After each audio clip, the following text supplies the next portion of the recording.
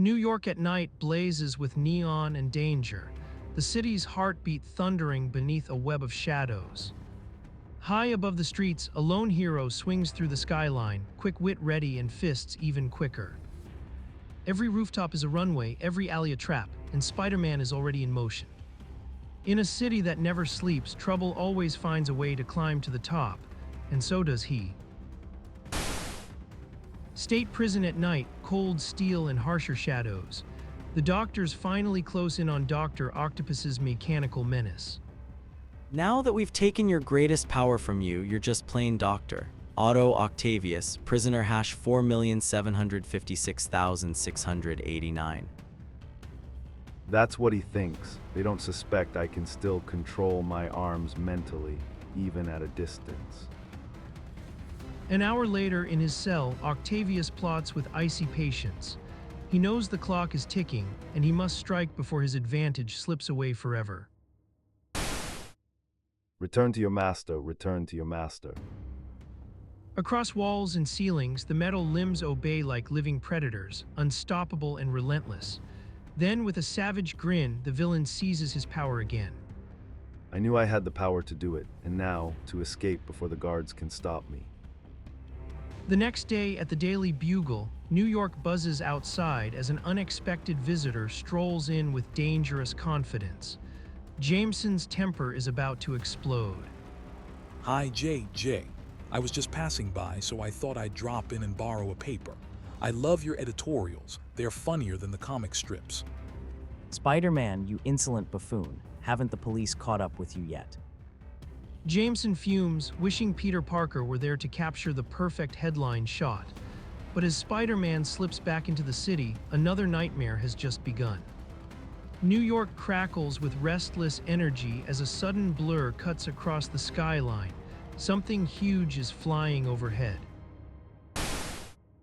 What's going on here? A hurricane. Oh, it's only Thor hurtling by. The Thunder God vanishes in a storm of motion, leaving the city to blink in his wake.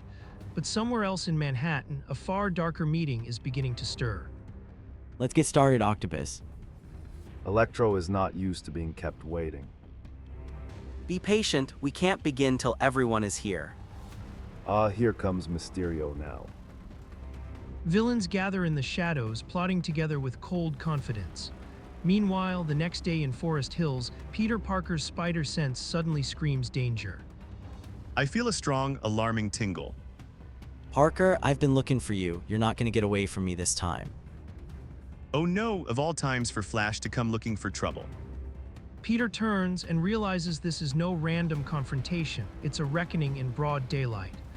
A jealous bully closes in, ready to make a scene on a city street. I saw you walking home from school with Liz yesterday. I'm through warning you to keep away from my girl now, puny Parker. You tell him, Flash, let him have it. Look, Bird Brain, the only lesson a meathead like you could teach is a lesson in stupidity. Now get lost. New York at night, shadows stretching across the alley as trouble brews in the city's hard-edged glow. Okay, wise guy, you asked for it. Have you lads nothing better to do than engage in common street brawls? Fighting is the last resort of the ignorant. I went right through him. Do not be alarmed. This is only my ectoplasmic spirit form you see before you. My physical self is safely at home in my study. Now there's an imperishable bit of clever dialogue. While the crowd stares in disbelief, Peter Parker slips away and makes a decision in an instant. Nobody saw me duck around the corner.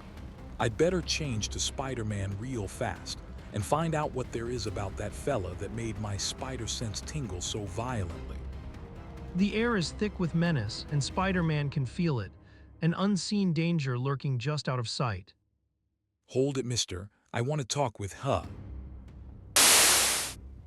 There's nothing here, just an empty suit of clothes, but how? Beneath the grating below, the stranger's body begins to gather itself from drifting grains and darkness. That was close, but the Sandman can't stop to fight Spider-Man now. I'm late for the urgent meeting which Dr. Octopus called.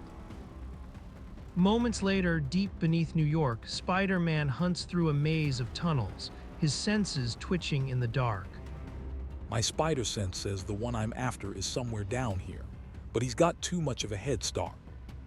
Too many tunnels. I wonder who he really was. Then his thoughts drift homeward, where warm light and family grief wait in the window above the city. I'd better get home now.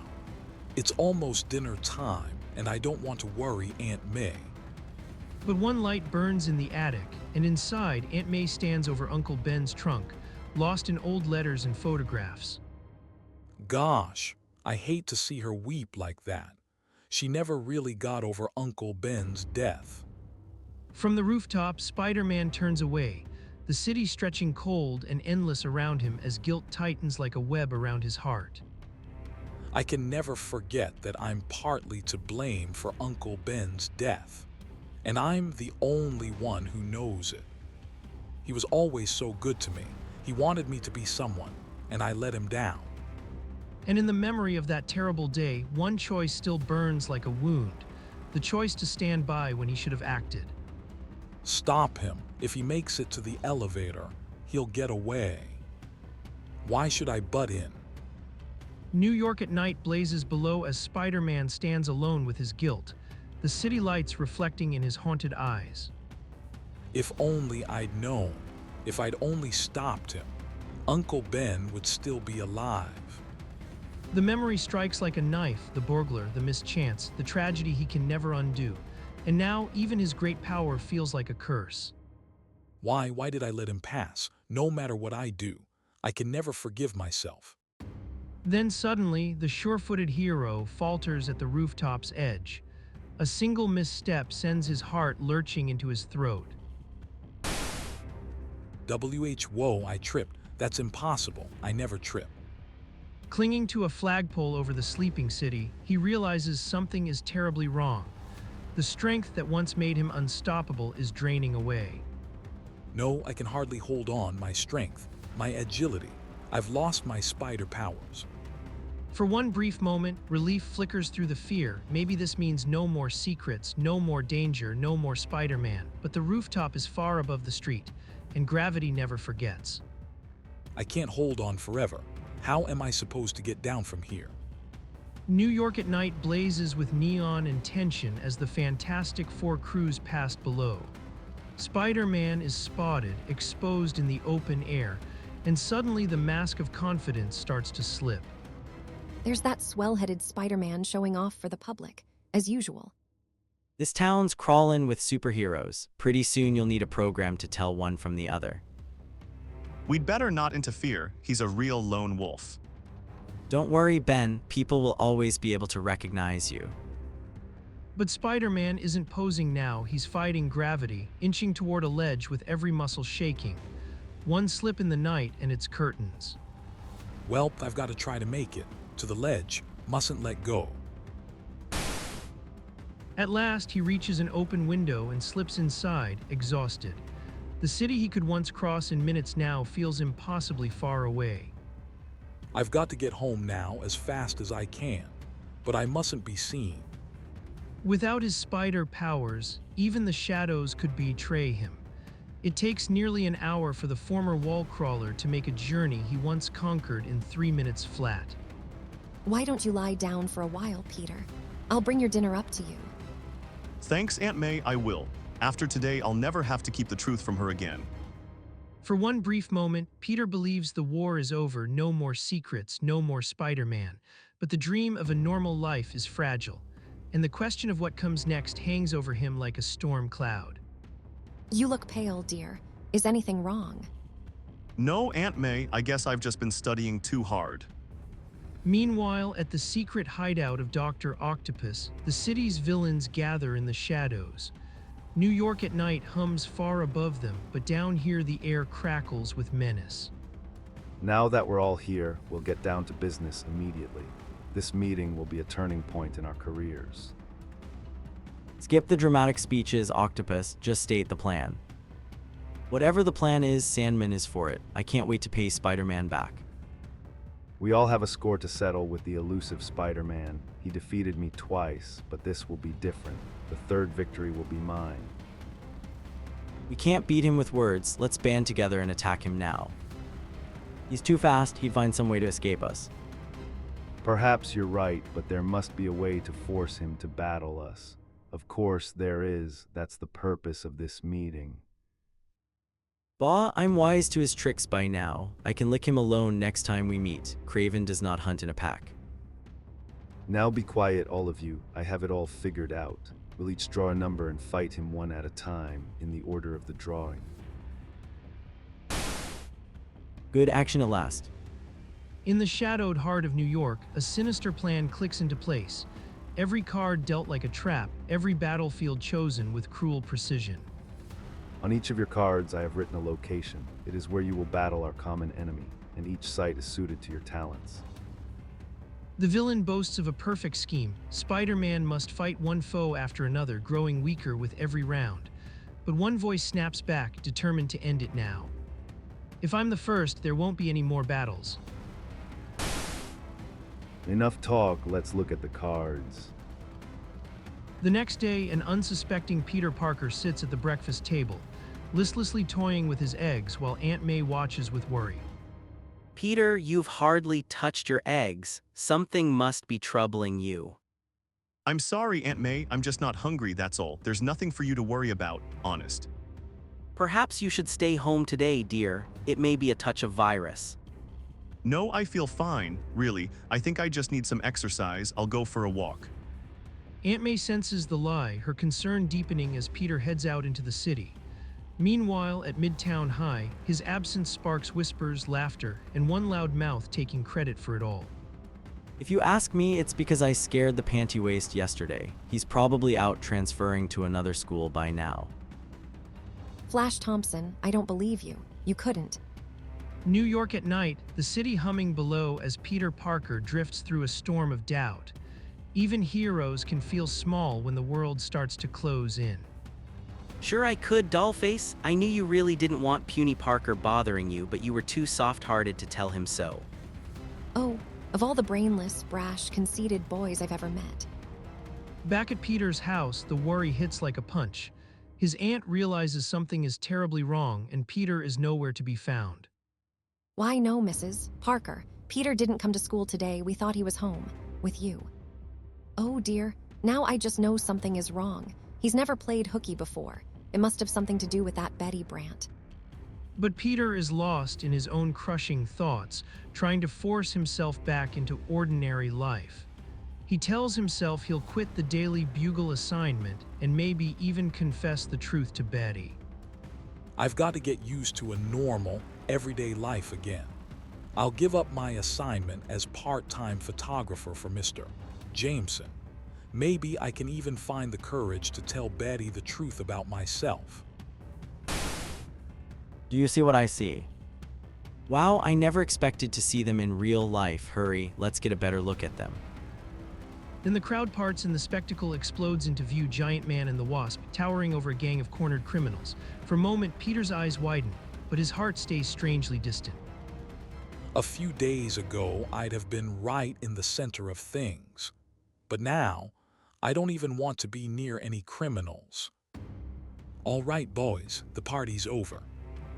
Better phone for the police, Wasp. Okay, Blue Eyes, but this time let's use your dime. You always forget to pay me back for those phone calls. The city cheers for its heroes, but Peter stands apart, haunted and hollow. And somewhere inside that silence, a darker question waits to snap shut. New York at night hums with danger as the Daily Bugle looms over the city. At the entrance, a quiet conversation is about to turn into a nightmare. Betty may I speak with you for a moment? Why, Mrs. Parker, of course you may. I was just going for a cup of coffee. But in the shadows nearby, two sinister figures watch every move. Their eyes lock on the women like hunters sizing up prey. There's that Brant girl now, but who's that with her? What's the difference? We'll take them both if we have to. Up in Jonah Jameson's private office, a chance glimpse catches Peter Parker off guard.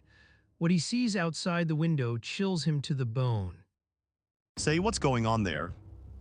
She's with Peter Parker's aunt, but whose car is she getting into? I'd swear that's the Sandman with Electro inside. Too late, the car vanishes into the New York streets, swallowing the trail in an instant. Minutes later, the trap is sprung somewhere far more dangerous. Ah, Miss Brandt, come in. I've been expecting you. And who is that charming lady with you? She says she's the aunt of some kid named Peter Parker. Doc. It's Dr. Octopus. The false welcome is only the first move in a wicked game. And when Peter finally rushes home, his worst fear is waiting in the dark. I got your call, Mr. Jameson. You say you think you saw my aunt get into a car with Betty Brandt and Sandman and Electro. It doesn't sound possible. Okay, big brain, so it's impossible. So you tell me where your aunt and my secretary disappeared to. With Aunt May missing and danger closing in, Peter's world tips toward panic. Somewhere in the city, a cruel answer is already waiting. New York at night, the city hums with danger as a winged shadow suddenly slams up against the window. Betty Brandt is in the crosshairs now, and the message is chilling. I have a message for Spider-Man. The Sinister Six have captured Betty Brandt.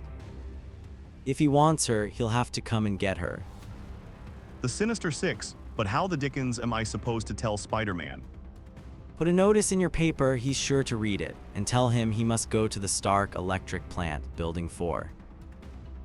Jameson reels as the threat vanishes into the night. Across the city, Spider-Man's world is collapsing, and every second feels like one more step toward a trap. All right, I'll do it, but take good care of Miss Brandt. Good secretaries are hard to find nowadays. Everything's falling into place. 6 of my old enemies have banded together to trap me, but what can I do now? Far away, the hunt spreads through the city. In the world's most famous skyscraper, the heroes of New York are asked the one question that matters most. Spider-Man, no, we haven't seen him since yesterday, when he was sitting on a flagpole over on Madison Avenue. If someone's looking for Spider-Man, try the Avengers. Those cornballs are always keeping tabs on everybody. I don't know what it's all about, but it might be important, Cap. But Spider-Man is nowhere to be found, and every lead seems to twist tighter around the web. Somewhere in the city, a desperate choice is coming, and fast. Shortly thereafter, deep inside the X-Men's dangerous danger room, tension crackles in the air. High above New York, a flaming message from the Human Torch blazes towards Spider-Man. Ignore it, it does not concern us. Continue with your training program. Meanwhile, across the city, Peter Parker sits alone with his thoughts, the weight of danger pressing in around him. With his powers gone, every enemy looks unbeatable. Having lost my spider powers, I wouldn't stand a chance against any of my old foes, let alone 6 of them. But he can't stay hidden, not while Betty and Aunt May are still in the hands of his most dangerous enemies. So he steels himself for one last desperate stand. I've got to show myself for their sake, and if this is to be my finish, at least I'll face it like a man. Later, at Stark Electric Plant Building 4, a costumed figure climbs a catwalk with nervous, aching caution. Without his powers, every step feels like a leap over a chasm. Before losing my powers, I could have reached this spot with one effortless leap. But now, what's in store for me? Welcome, Spider-Man, so we meet again. This card I'm holding tells you where to go as the next step of your trail to rescue Betty Brandt, but you'll have to defeat me to get it. Electro spreads his arms on the catwalk, turning the steel jungle into his personal battlefield. Then he unleashes pure lightning straight at Spider-Man. No, don't. Stop. A split second later, in the glare of New York's electric night, the amazing teenager reels from a brush with death. I'm still alive. I dodged his bolt. A shocking realization hits him hard. No ordinary human could have moved like that. But nobody without superpowers can do that. That can only mean one thing. My powers have returned to me. I haven't lost them. I'm still Spider-Man. Don't go away, Electro. I'll be right with you. You're fast, mister, but not fast enough for Spider-Man. I don't need as much speed as you. I have more sheer power. See what any one of my bolts can do. And in the heart of the city's maze of steel and shadow, Electro feeds on the current, recharging, growing stronger with every passing second. New York crackles with danger as Spider-Man squares off against a human thunderbolt in a deadly power plant. The air hums with electricity, and one wrong move could fry him alive. Boy, he's not kidding. It's like fighting a giant living dynamo. But I should worry. Since I've got my spider powers back, nothing can scare me. At least I know I've got a fighting chance, and that's all I've ever asked of life. He slips into the shadows, thinking fast, setting up a desperate plan against the storm of sparks. If he can turn the plan against his enemy, maybe he can survive the night.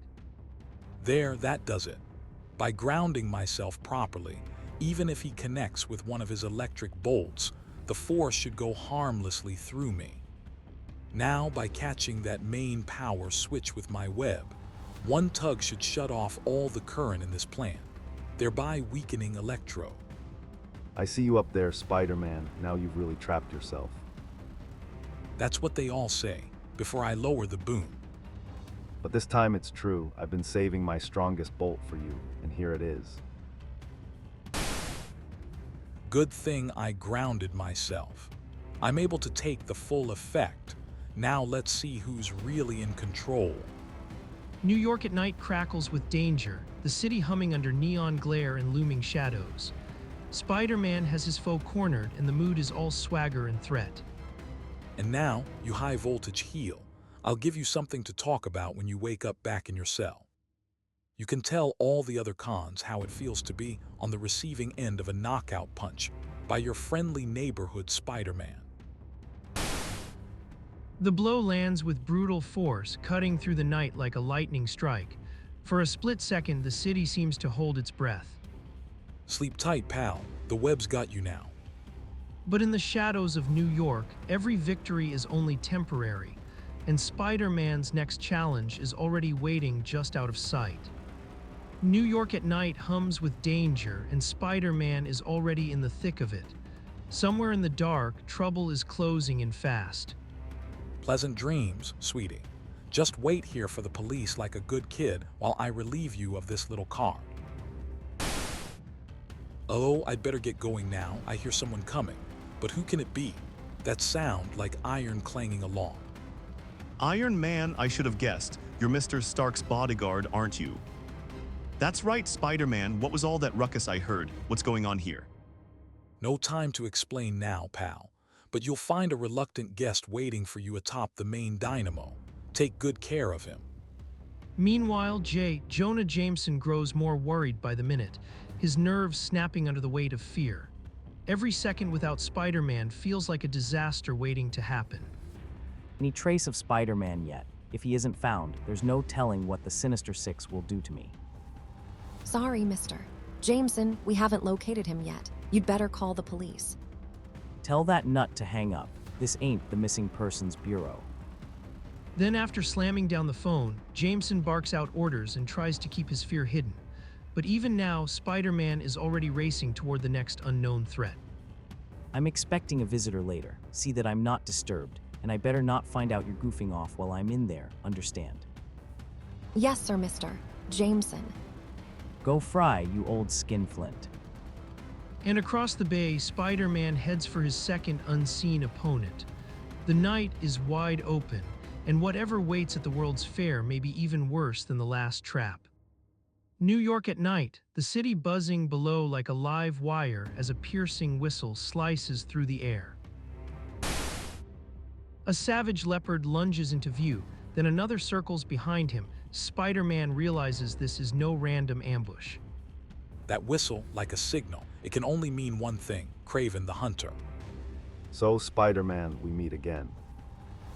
From the shadows, Kraven emerges with chilling confidence, flanked by his deadly pets as the trap closes in. And this time the hunter shall get his prey, with the aid of my two little pets. They begin to circle him, tightening the noose from all sides. One wrong move and the hunt is over. They're circling me, about to attack me at one time, from all three directions. Here they come. If I fight one, the others will get me. I've got to stop all three at once. Spider powers, if I ever needed you, I need you now. New York at night crackles with danger, every shadow stretched long across the rooftops. With every nerve tingling and every sense honed to a razor-sharp edge, Spider-Man springs into action at dazzling speed. Missed me, all three of you.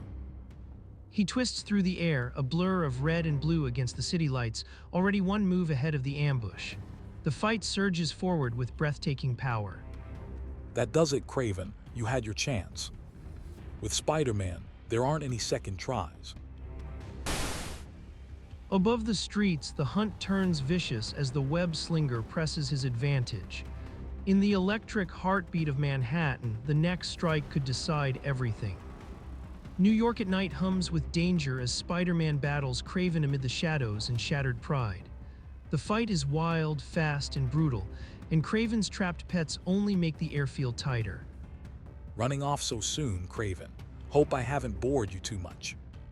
He's holding my pets off with that blasted webbing of his. I've got to escape while I can. But Spider-Man moves like a storm unleashed, too quick to track, too fierce to predict. Craven may be fleeing, but the wall crawler is already closing the trap.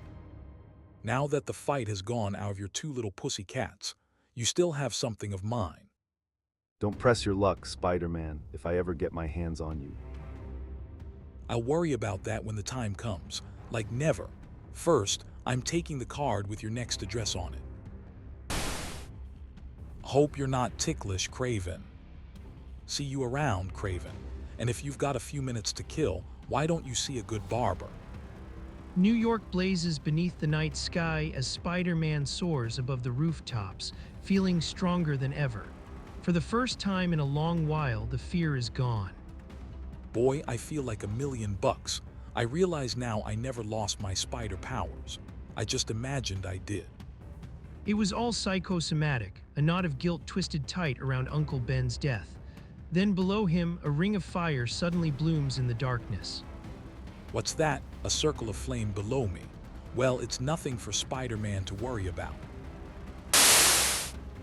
One quick and easy flip over, and I miss it by a mile.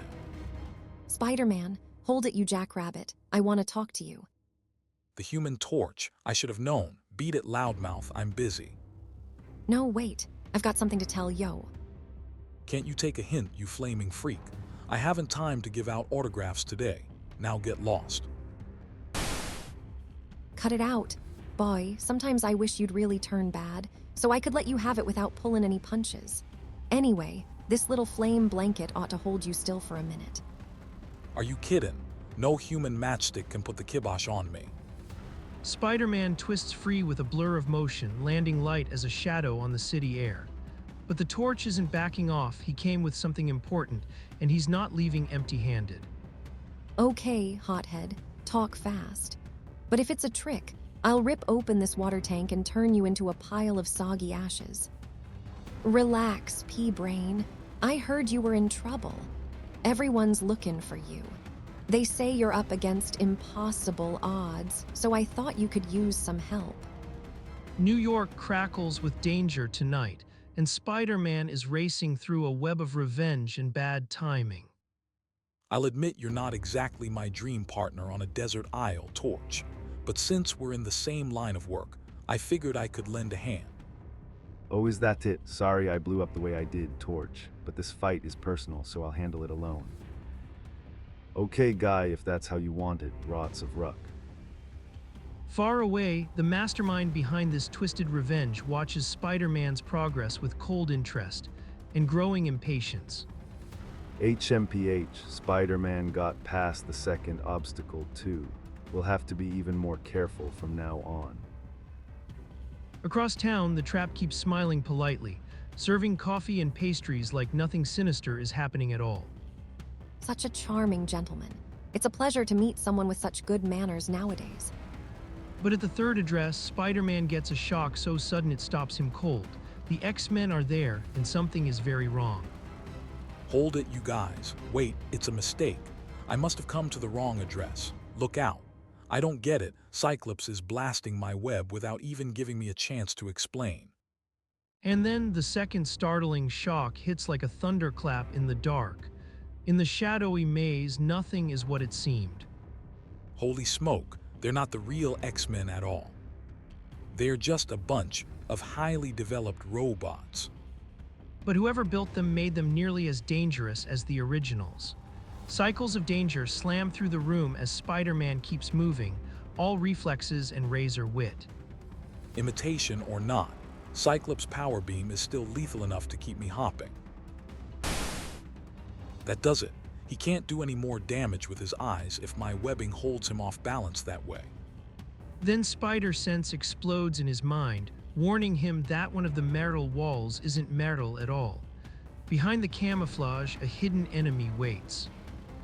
Whoever my real enemy is, he's behind this camouflaged wall.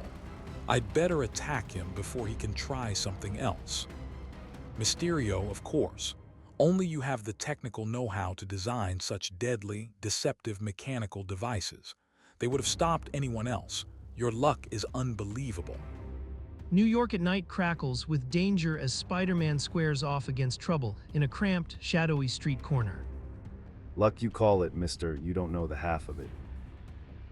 I'm the original hard luck kid. But that won't stop me from playing a drum solo on that glass fishbowl of yours, unless you give me the card with my 4th destination on it. Spider-Man's web-slinging instincts kick in as the pressure spikes, every second tightening like a snare drum. Easy, pal.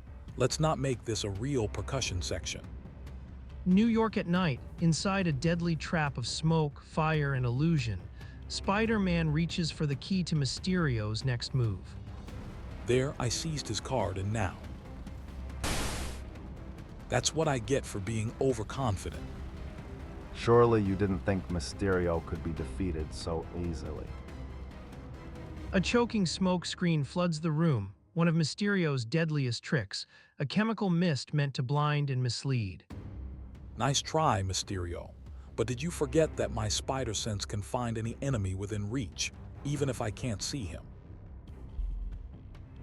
And if you think I'm exaggerating, here's a little convincer for you. But when the card slips away, it lands on a smoldering patch of the floor, right in the path of a Cyclops robot beam. Oh no, not there. If I touch it, it may wither into ashes. Only one chance. I'll cover it with liquid webbing and put out the flames. Now if I peel away the paper, maybe the imprint of the writing transferred onto the webbing. I have to concentrate harder than ever. My spider sense has to catch that message before it's gone. Meanwhile, back at the bustling office of J. Jonah Jameson in New York, the air is thick with fury and suspicion. What in Sam Hill happened to Spider-Man? Did he get my message? How can I know if? Hey, there's a spider outside my window. If Ant-Man can talk to ants, then why shouldn't Spider-Man? I wonder, who are you? Did Spider-Man send you? Don't just hang there, give me the message. Outside the private office door, more eyes are watching, more questions are piling up. Something about that spider is very wrong indeed. Is all Skinflint talking to that spider, or am I going nuts? If he is, it's not you who's going nuts. Come on, I haven't got all day. Where's Spider-Man? But the scene shifts once again as Spider-Man follows the trail from the last card, arriving at his next destination in the heart of the city. It's nothing more than a Walden court, silent, enclosed, and waiting like a trap. Then a note appears and the hunter becomes the hunted. That's strange. There's a note telling me where to go next, and no one to stop me from reading it. Oh well, whoever he was. Maybe he got cold feet. Sandman, I should have guessed it would be you. I've waited a long time for this moment, and now at last it's here. So if you want that card, come and get it. All you have to do is get past me. Know something, Buttercup? I plan on just doing that little thing. New York at night, the city glowing beneath a bruised sky as Spider-Man presses the attack. The battlefield crackles with tension, and Sandman's overconfidence is about to cost him everything. You're helping me beat you because you're such a show-off, Sandman. If you'd stayed in your sandy form, I wouldn't have been able to wallop you with all my spider strength. Like this. But no, you had to take form in front of my eyes to make a dramatic appearance. Okay, so you impressed me. The blow lands hard, echoing through the night as grit and swagger explode into the air. In the city that never sleeps, Spider-Man's quick wit is every bit as sharp as his fists. New York at night hums with danger as Spider-Man pushes deeper into the trap. In the shadows, the air turns tight and deadly. And now I'll just... Oh, when I touched the note, it caused those iron panels to raise. Steel slams shut around him, forming an escape-proof prison. Spider-Man's trapped inside with Sandman. I still feel like gloating over your victory, Spider-Man. I purposely allowed you to get the note to let you think you'd won. Phew, I'd almost forgotten how he can reshape his sand molecules into any form. And now, no matter how you try to dodge my blows, it's only a matter of time before I connect with you. You can't keep ducking forever. Then, shockingly, Sandman begins to slump forward, weakening as if his strength is draining away. What's happening to me? I can't breathe. Need air. Air. Another trick? No, he means it. I realize what happened. He made his trap too perfect, too sure I couldn't escape, he made it airtight. And his mistake was, he needs a normal amount of air to breathe. But my spider strength lets me hold my breath longer. Now it's easy for me to pry the door lock open and get on to my next objective. New York hums beneath the night, all neon glare and newspaper chaos. Somewhere above the streets, Spider-Man is still changing the city's story. Say, what are all my competitors' newspapers doing here? It's the only way we could learn what's happening with Spider-Man. They've all been printing extras except us. You blithering numbskull, why didn't you tell me? Why didn't we print an extra too? You said you didn't want to be disturbed, and we can't go to press without your okay. Back at Dr. Octopus's headquarters, a colder mind is already shifting its pieces. One foe remains, and new plans are forming in the shadows. I never thought Spider-Man would do so well. Only the Vulture remains to oppose him. I'd better make some new plans in case he reaches here. Across town, Aunt May worries with gentle concern, unaware that Peter's world is tightening like a noose. And at that very moment, the Vulture swoops back into the fight. The Vulture, I am the last on your list, Spider-Man, because I am the most dangerous of all. Each time we fought in the past, you defeated me with your accursed web. If you want another chance, you must remove your webbing device, or else I'll simply fly off. Looks like you leave me no choice. Only I can tell you where to find Betty Brant, but if you want a chance to fight me, you must do it my way. New York at night, high above the city, where steel and shadow cling to the skyline. Spider-Man faces a deadly edge with no webbing left and only a split second to think. I don't know how I can defeat a flying man without my webbing, but this is as good a time as any to dream up a way. First, I squirt some specially prepared oil at the ledge on which you're standing. And then by beating my wings violently, I can force you back, right off the slippery surface. He's right, the oil made it so slick I'm slipping off. But Spider-Man still has one weapon the Vulture can't strip away, the raw animal grip of a spider. In the blink of an eye, he fights gravity itself. But even without my web, I still have the power of sticking to any dry surface, like a spider. He lassoed my leg. Well, he's sure gonna regret that bonehead play before he gets much older. The battle hangs over Manhattan, one hero planted fast while the other is yanked off balance. In the city that never sleeps, Spider-Man has just turned defeat into a trap. New York hangs beneath a hard night sky, the city glowing below like a wired-up beast. High above the streets, danger clings to the side of a building. You didn't think I'd let you remain stuck to the side of that building, did you? Spider-Man tenses, his mind racing as the Vulture closes in. He needs to move fast, closer, tighter, before those talons can tear him free. Now, while he least expects it. Here goes. Now I'll hold the rope with one hand and free my leg with the other. At moments like this, Spider-Man's reflexes are all that stand between victory and a fatal plunge. He strikes in a blur, faster than the eye can follow. At times like this, My all spider speed sure comes in handy. The vulture still doesn't realize the trap has sprung, and in the next heartbeat, Spider-Man whips the rope around with deadly precision. The vulture still isn't sure what I'm up to. Now to lasso his leg before he lets the rope go. I did it. Hey, Vulture boy, how about that? If the Spider-Man business ever gets slow, I'll try for job acting in TV. Westerns. New York at night hangs heavy in the shadows, the city all steel, steam, and flashing neon. Somewhere above the streets, Spider-Man closes in on the truth. And now, you wing-flapping weasel, I'm gonna clip your pin feathers for you. Unless you tell me where to find Betty Brant. And I mean right now here. Sure, I'll tell you. You'll never be able to leave the place alive anyway. And if you do, we'll meet again, Spider-Man. I'll see to that. His warning hangs in the air like a cold blade as the city breathes around them. Spider-Man doesn't flinch, but the danger has only just begun. New York at night crackles below as Spider-Man dangles high above the city, trading danger for a joke in the moonlight. That's okay with me, Fly Boy.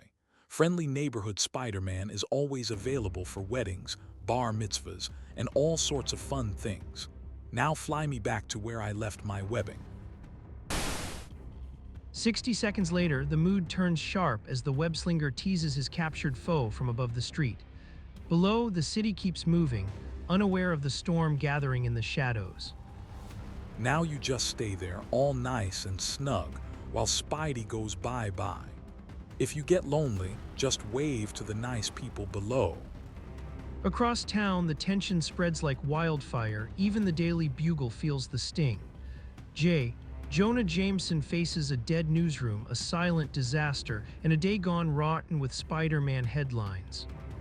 Mr. Jameson, our news dealers report we haven't sold a newspaper in the past hour. Naturally, all the other papers have come out with Spider-Man extras. Except us. Get out of here. Let me suffer in peace. And far from the newsroom, Dr. Octopus is already waiting for the next move. Somewhere ahead, an old castle looms in the dark, stone by stone, hauled into America like a terrible secret. I hope you ladies will excuse me for a while. I'm expecting another visitor to arrive shortly. But what about us? Mrs. Parker, what do you suppose he meant by that? I don't know, my dear, but doesn't he have the most charming manners? He's so well-spoken. Don't worry, Miss Brand. I'll be back. Just a few hundred yards away, Spider-Man reaches his final destination and stares up at the old castle, instinct buzzing. He checks his web fluid, knowing that whatever waits inside is ready for trouble. New York at night, shadows stretching across the city as a lone figure approaches in silence. Not every visit comes through the front door. I hope I won't be considered impolite if I don't knock on the front door. But I hate to disturb people with sudden visits. With a flick of his wrist, the web-slinging hero vanishes upward, choosing the shadows over the stairs. The city waits below, breathless and unaware. New York at night, the city humming beneath a veil of shadow as Spider-Man feels a chill crawl up his spine. His spider sense screams danger, someone is behind him. My spider sense is warning me. Danger behind me. Oh, too late. You didn't suspect that I could control my arms mentally, did you? Now I've got you, you meddlesome juvenile. You were a fool to think you had a chance against the power of Dr. Octopus. Tell me something, Ock. Are you trying to defeat me by talking me to death? That's more like it. I had a hunch that your arms would relinquish their grip once I stunned you, if they were under your mental control. But Octopus is already shaking off the blow, and Spider-Man knows the battle isn't over yet. He springs back into the shadows, keeping out of reach as the danger closes in again. New York is lost in shadow, and deep beneath the city, the maze-like chambers twist into a deadly trap. Spider-Man presses forward, every second counting. He's recalled his arms. They're going back to him. Now what's he up to? Oh well, I'll worry about that later. I've still got to find Betty and Aunt May right now. In a nearby chamber, Dr. Octopus fastens his incredible artificial appendages into place, plodding in the dark with cold patience. Why should I knock myself out when I can trace his movements this way and wait until he's in the most vulnerable position? Spider-Man moves through the twisting corridors, his spider sense tingling, but the danger stays hidden just beyond his sight. This place has more twists and turns than a corkscrew. My spider sense is tingling, but I don't see anything wrong yet. Suddenly, the floor vanishes beneath him, a trapdoor opens, and a blast of air hurls him down before he can leap clear. Oh, look out below. Boy, what a movie serial this would make. A new cliffhanger every minute. Then Dr. Octopus steps in, smug and merciless, promising a brutal finale in the giant fishbowl below. The trap has sprung, and Spider-Man is falling straight into the jaws of doom. New York at night, the city humming beneath a cold industrial glow, as Spider-Man faces a deadly new trap in the shadows. If you've any last words to utter, Spider-Man, say them now. Oh, I'm sorry, I forgot you cannot hear me through my air mask. What a pity. I neglected to furnish one for you. Caged in silence and cut off from the world, the web slinger sizes up the danger with a grin that can't quite hide the stakes. I've been in tight spots before, but something tells me they're gonna seem like picnics compared to the jam I'm in now. The air grows heavier, the machinery looms closer, and one wrong move could turn the night into disaster. But Spider-Man's quick wit and quicker reflexes are already searching for the one opening his enemy forgot to seal. New York is a blur of danger and neon, but beneath the city's noise lies a deadly struggle in the dark. Trapped in a giant watery bowl, Spider-Man fights for every breath. But I mustn't panic. I can't afford to lose. It's not just my life. I've got Betty and Aunt May to think of. I've got to avoid those arms of his. He surges toward the surface, knowing his enemy can outlast him underwater. But in this place, one mistake means going under for good. He knows just what I feared. He grabbed my foot when I went to the surface. He's starting to pull me down now. I can hold my breath longer than any other human being, but not forever. Only one last chance. I release all of my webbing at once. The webs explode outward, thin but unbreakable, wrapping his foe's arms like seaweed. The monster thrashes and tangles himself deeper with every furious movement. It's working. My leg is free. I'll keep close to the edge of the bowl and avoid the webbing this way. The more he struggles, the more he's tangling himself up. New York at night crackles with danger as Spider-Man closes in on the last of his trapped enemies. High above the city, one wrong move could send everything spiraling into chaos.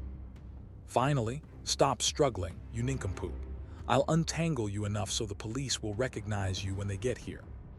You and my other little sparring partners ought to be real proud of yourselves. You practically handed me my victories on a silver platter. If you hadn't been so anxious to get the credit for beating me alone and teamed up against me, you might have had a chance. With his foes subdued, Spider-Man's mind races ahead through the shadows of Manhattan. Somewhere nearby, Betty and Aunt May are still out there, and his spider sense is beginning to stir. And now, sooner or later, my spider sense will lead me to Betty and Aunt May. Ah, I feel a tingling already. I've found you. Are you okay? Spider-Man, oh, thank heavens. That horrible doctor. Octopus kept saying you didn't have a chance. Well, I'll be leaving now. I sent a message to the police before I arrived here. They should be here any minute. A little farther off, Aunt May and Betty are safe at last, but the victory feels strangely incomplete. In the silence, one question lingers in the air. Where did Dr. Octopus vanish to? Just think, Mrs. Parker. We're safe. I'm afraid I don't understand any of this. Do you think it's proper to leave without saying goodbye to our host? I wonder where he went. I'm sure Dr. Octopus would never have entered that way without knocking. Spider-Man turns away into the night, but even with the danger fading, one thought won't leave him alone. Beneath the mask, who could he really be? And what happens when the city starts asking the same question? New York at night hums with danger as Peter races home, desperate to beat Aunt May to the door and hide the secrets of his double life. I've got to reach home before Aunt May and meet her at the door, so she never suspects anything. A police car pulls up outside the modest house, its lights washing the street in blue and red. Inside, tension hangs in the air like thunder. Aunt May, I was so worried about you. Of course, I'm all right, dear. I had a very nice visit with the most interesting man. I guess you won't need us anymore, ladies. Heavens, no. And I've asked you not to use that awful slang, haven't I, Peter? Your aunt is a very, unusual woman, Peter. Peter exhales in relief, but the night isn't done with him yet. Aunt May has another surprise waiting behind that front door. Nonsense, dear. I'll get some cookies and milk and we'll all sit down for a few minutes and... Oh heavens. You mean that's what upset you? Know something, Aunt May. In case I forgot to tell you, you're the ever-loving greatest. New York at night hums with danger and laughter alike, as a family scene in Queens begins to soften the edges of the city's chaos. Sorry, Aunt May, I'll try to be more careful. Peter Parker, what am I going to do with you?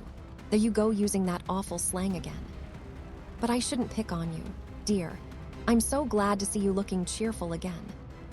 Well, we're all together now and everything's okay, so let's have those cookies, Aunt May, and then I'll take Betty back to her office. Did anyone ever tell you how your nose wrinkles up when you smile, Peter? But beyond the warm glow of Aunt May's apartment, another face hardens in the city's glare. Jonah Jameson, furious as ever. Heard from Spider-Man, Mr. Jameson. I want to congratulate him for beating the Sinister Six. Get out of here, you costumed freaks should be outlawed. Ever since Spider-Man entered my life, even my ulcers have ulcers. And somewhere else in the city, the defeated goons stew behind bars, still grumbling about the wall crawler who ruined their day. Aw, shut up, we're through tacking orders from you. I still don't know how it happened. I thought he was beaten until... New York keeps moving, but Spider-Man's shadow lingers everywhere, from living room smiles to jailhouse rage. And that's that, until the next web-swinging showdown, when the city will need its wisecracking hero all over again. New York at night hums with danger, and here in the shadows lies the beginning of a legend. This is one of Spider-Man's most infamous foes. The burglar first appeared in the pages of Amazing Fantasy, a faceless thief with a gun and a ruthless heart. He wasn't a supervillain in a costume, just a man whose crime would change everything. He was the armed thug responsible for the death of Peter Parker's beloved Uncle Ben, the loss that would shape Spider-Man's very soul. One fatal, cowardly shot, and in that instant, heartbreak became purpose. From that terrible moment, a hero was born, and Peter Parker would never again ignore the cry for justice. A gallery of Spider-Man's most famous foes opens in the night, and New York feels the chill of a menace that can wear any face. The Chameleon first appeared in Amazing Spider-Man #1, as a new era in comic history exploded into motion. With the debut of The Amazing Spider-Man, the title changed forever, and Spidey met his first colorful superfoe. To this day, no one has ever learned the true identity of the man who can transform himself into any body.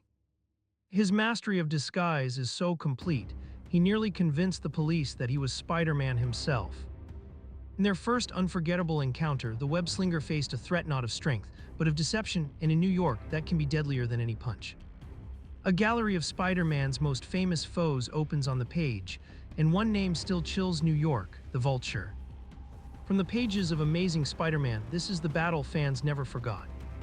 High above the towering skyscrapers, the winged menace swept in, and a teenage crime fighter was about to face his deadliest test. Spider-Man had never battled a foe so dangerous, so powerful, so utterly airborne. This was the fight that forged him, the moment he was said to truly undergo his baptism of fire. And once that battle began, there was no turning back, only sky, steel, and survival. A gallery of Spider-Man's most famous foes opens like a warning from the dark, and one name stands out in the shadows: the terrible Tinkerer. First appearing in Amazing Spider-Man 2, May, this strange menace would become one of the web-slinger's most unusual and dangerous encounters. He's remembered not just as a criminal mastermind, but as the first and only alien menace Spider-Man ever fought. And little did the amazing teenager dream, as he ventured into the Tinkerer's gloomy shop, that the fate of an entire planet hung in the balance. With the odds all but hopeless, Spider-Man would have to fight through the darkness, the danger, and the unknown, and victory would mean everything. In a city that never stops moving, one web-slinger stands between Earth and disaster, and the next page could change everything.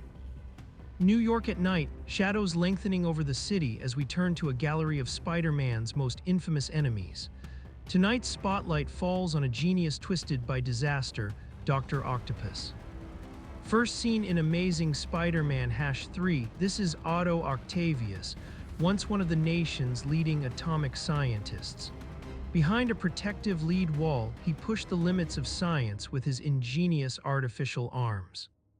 Then came the accident, a freak nuclear blast that changed everything. In an instant, those mechanical arms became like living things, and Dr. Octopus was born. At last, all the power of my metal limbs is mine to command. No longer just a scientist, he became one of Spider-Man's most dangerous foes, brilliant, relentless, and utterly uncanny. And once that many-talon menace sets his sights on New York, no one is safe. New York feels smaller when a legend like Spider-Man's Rogues Gallery comes into focus. Tonight, the spotlight turns to one of the most unusual of them all, Sandman. Flint Marko was a career criminal, hardened by prison and infamous in maximum security cells across the country. Then one desperate night, he vanished onto a beach near an atomic test site, and everything changed. By some impossible accident, his body merged with the sand beneath him, transforming him into something nearly unbreakable. Man and desert became one, and Sandman was born. To this day, prison authorities still regard him as nearly impossible to hold, a villain who can slip through the bars of any cage. And somewhere out there in the city that never sleeps, Spider-Man knows that a foe made of sand is a threat that can drift back from anywhere and strike when least expected. A gallery of Spider-Man's most infamous foes opens under the harsh glow of the city lights. New York seems to hold its breath as one name rises above the rest. Dr. Doom, the most brilliant, the most feared, the most notorious arch-villain of them all. Even here in the heart of comicdom's chaos, his shadow looms large. His genius rivals Reed Richards, only the man Doom has sworn to destroy can measure against him. Now that is one seriously bad day waiting to happen. For the full legend of Marvel's Master of Menace, the story points ahead to a deeper, deadlier chapter. But the warning is clear. If you want the truth behind the mask, the schemes, and the thunder of doom, the next battle is already waiting. The secrets of Dr. Doom are only beginning to surface, and in New York, that kind of power never stays hidden for long. New York's skyline looms in the night as the city catches its breath, then turns its gaze to one of Spider-Man's strangest enemies. A gallery of the wall-crawler's most famous foes opens with the Lizard, first appearing in Amazing Spider-Man #6. Unlike many of Spider-Man's enemies, the Lizard was never truly evil, just a tragic victim of fate, twisted from a peaceful reptile expert into one of Spidey's most unusual adversaries.